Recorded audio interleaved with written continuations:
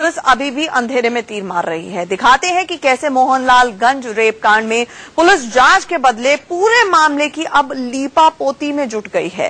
पहले बोला गया कि गैंग रेप है, मर्डर है। अब कहा जा रहा है कि रेप नहीं हुआ है, एक आरोपी भी पकड़ा गया है।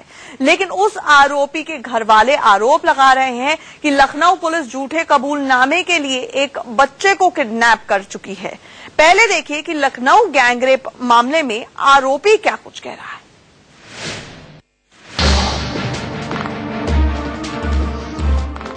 लखनऊ में कत्ल की गई महिला की कहानी सुलझने के बजाय उलझती ही जा रही है।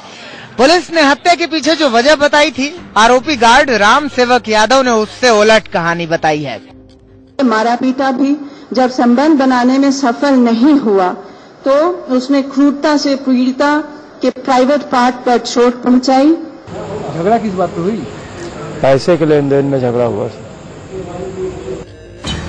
उत्तर प्रदेश पुलिस की एडीजीपी सुतापा सान्याल ने प्रेस कॉन्फ्रेंस में दावा किया था कि आरोपी गार्ड महिला से जबरन संबंध बनाना चाहता था और नाकाम होने पर उसकी हत्या कर दी। जबकि मीडिया के कैमरों के सामने गार्ड ने कबूल किया है कि पीड़िता से झगड़े की शुरुआत पैसे की लेन देन की वजह से हुई। झगड़ा किस बात पे हुई? पैसे के लेन देन में झगड़ा हुआ। झगड़ा किस बात पे हुई? पैसे के लेन देन में झगड़ा हुआ।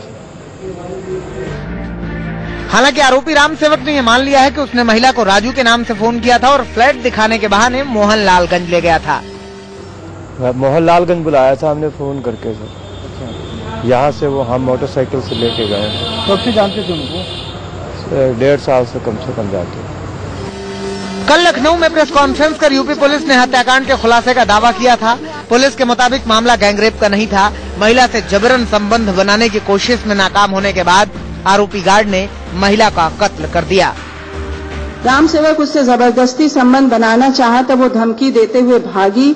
उसने दौड़कर उसे पकड़ लिया तथा जबरदस्ती करने में उसके कपड़े फाड़ डाले व संबंध बनाने की कोशिश की। इस दौरान उसे मारा पीटा भी।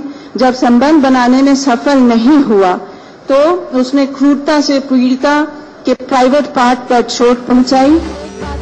पुलिस के मुताबिक इस हत्याकांड का खुलासा चोरी के एक सिम की वजह से हुआ। गार्ड राम सेवक ने इसी सिम के जरिए महिला से बात की थी। जो सिम इस्तेमाल हुआ था वो चोरी का सिम था, लेकिन जो मोबाइल सेट इस्तेमाल हुआ था वो राम सेवक का अपना मोबाइल सेट था और उसकी IMEI में जब हमने उसे सेट रिकवर किया तो वही IMEI है जिससे उससे दूसरा सिम, चोरी का सिम यूज करके कॉल किया। लखनऊ पुलिस ने IPC की धारा 376A और 302 के तहत गिरफ्तार कर आरोपी गार्ड को जेल भेज दिया है। लेकिन आरोपी राम सेवक ने पैसे के लेन देन को मर्डर की वजह बताकर इस पूरे मामले में नया मोड़ ला दिया है। Shiv Pratap, Lucknow, India news. तो लखनऊ पुलिस इस पूरे मामले में लीपापोती करती हुई नजर आ रही है। पहले गैंगरेप कहा गया, अब कह रही है कि एक वो शख्स है राम सेवक जिसे उसने गिरफ्तार कर लिया और एकमात्र आरोपी है। हमारे साथ इस वक्त उस महिला के देवर जुड़ रहे हैं। हम उनकी आइडेंटिटी आपको नहीं दिखाने वाले हैं, हम उसे छिपा रहे हैं। आप उनकी तस्वीर तो देख पाएंगे लेकिन वो ब्लर की गई है। उसने गिरफ्तार कर लिया और एकमात्र आरोपी है। हमारे साथ इस वक्त उस महिला के देवर जुड़ रहे हैं। हम उनकी आइडेंटिटी आपको नहीं दिखाने वाले हैं, हम उसे छिपा रहे हैं। आप उनकी तस्वीर तो देख पाएंगे लेकिन वो ब्लर की गई है। सबसे पहले मैं आपसे ये जानना चाहूंगी, अब जो पुलिस नई थ्योरी पर काम कर रही है, आप हमें ये बताएं कि क्या आप आश्वस्त हैं, संतुष्ट हैं और आपको लग रहा है कि पुलिस जिस दिशा में काम कर रही है सही कर रही है? नहीं, बिल्कुल पुलिस सही दिशा में काम नहीं कर रही है और केस को उलझाया जा रहा है, किसी न किसी आदमी को बचाया जा रहा है इसमें। क्योंकि अभी अभी बाइट जो दिख रही है आपके स्क्रीन पर दिखी है, वो देखने से लगता है, क्या आपको लगता है कि उसने मर्डर कर दिया है अकेले? ऐसा तो मुझे नहीं लगता है। इसका मतलब है कि पुलिस ने सही तरीके से काम नहीं किया है, काम नहीं कर रही है और कहीं न कहीं किसी न किसी को बचाने की बिल्कुल कोशिश की जा रही है। अगर ऐसा नहीं है तो फिर वो दिखने में कैसा दिख रहा है, वो इतना बड़ा जघन्य अपराध अकेले कैसे कर सकता है, यही नहीं समझ में आ रहा है। बिल्कुल।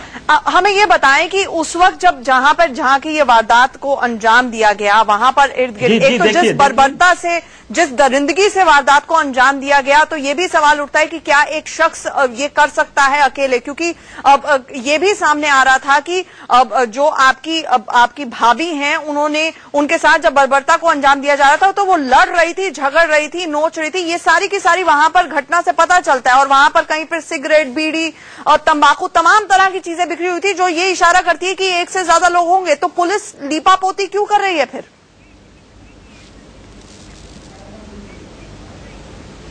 जी, अब ये तो पुलिस जाने कि आखिर क्यों वो लिपापोती कर रही है मामले की।